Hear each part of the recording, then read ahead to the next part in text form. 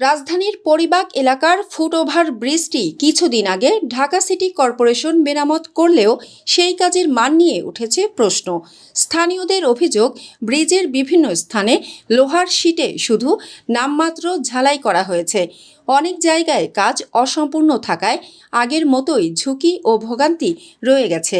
পথচারীরা জানান, ব্রিজ দিয়ে চলাচলের সময় এখনও বিভিন্ন স্থানে সমস্যা দেখা যায়। এছাড়া ফুটওভার ব্রিজের উপরের টিনের ছাউনিতে একাধিক ছিদ্র থাকায় বৃষ্টি হলেই অনবরত পানি পড়ে, ফলে বৃষ্টির সময় ব্রিজ ব্যবহার করা অত্যন্ত কষ্টকর হয়ে পড়ে। মেরামত করা হয়েছে কিন্তু সম্পূর্ণ কাজ শেষ করা হয় নাই। এখানে মাঝখানের ওয়েল্ডিং গুলো ঠিক মতো কমপ্লিট করা হয় নাই, যে কারণে যে কোনো সময় ছুটে যেতে পারে এবং এটা রিস্কি হয়ে গেছে। এবং উপরে পানি শেডগুলো করার কথা ছিল, সেটাও করা হয় নাই।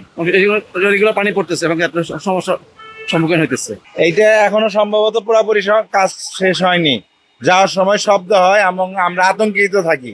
এটা তাড়াতাড়ি মেরামত করা প্রয়োজন এবং এই যে উপর দিয়ে পানি পড়ে, এই জিনিসগুলো একটু ঠিক করা দরকার।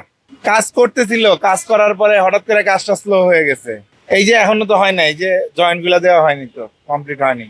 হাইটে যাওয়ার সময় যে এখনো দেখা গেছে ঝালাইটা শেষ হয় নাই। আর এটা মেরামত হওয়ার পর এটা দিয়ে চলাচল করে, কিন্তু এই কাজটা এখানে এটা হাঁটলে হচ্ছে বেশি বাউন্স করে, মনে হয় এটা কাঁপতেছে বা এরকম কিছু একটা আর কি। এটা ঠিক করা দরকার ছিল। প্লাস ওই দিক দিয়ে বাউন্স অনেক বেশি হয়, মনে পুরো ওভার ব্রিজটা নড়ে, এরকম লাগে। নড়ে না আসলে, কিন্তু মনে হয় আর কি এই বাউন্সের কারণে। না, মনে হয় কাজের দরকার ছিল। এগুলো তো কমপ্লিট কাজের বা ভালো কাজের লক্ষণ না। ওভার ব্রিজ তো নড়বে না, এরকম গুলো তো নড়ে। ওভার ব্রিজ তো নড়ার কথা না। নিয়মিত ব্যবহারকারীদের দাবি, শুধু লোক দেখানো মেরামত নয়, টেকসই ও মানসম্মত সংস্কার প্রয়োজন। কারণ প্রতিদিন হাজারো মানুষ নিরাপদে সড়ক পারাপারের জন্য এই ফুটওভার ব্রিজের উপর নির্ভরশীল। স্থানীয়রা দ্রুত পুনরায় পরিদর্শন করে ত্রুটিগুলো স্থায়ীভাবে মেরামতের জন্য ঢাকা সিটি কর্পোরেশনের সংশ্লিষ্ট কর্তৃপক্ষের জরুরি হস্তক্ষেপ কামনা করেছেন।